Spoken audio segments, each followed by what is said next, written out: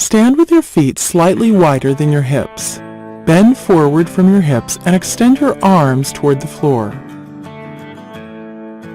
Bend your knees. Reach your right arm between your legs and bring your left arm behind your back. Clasp your left wrist with your right hand.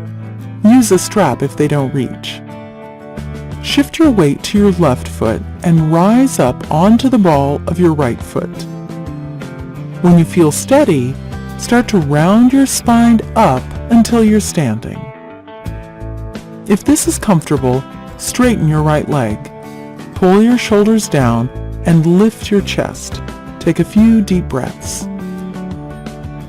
Then repeat on the opposite side.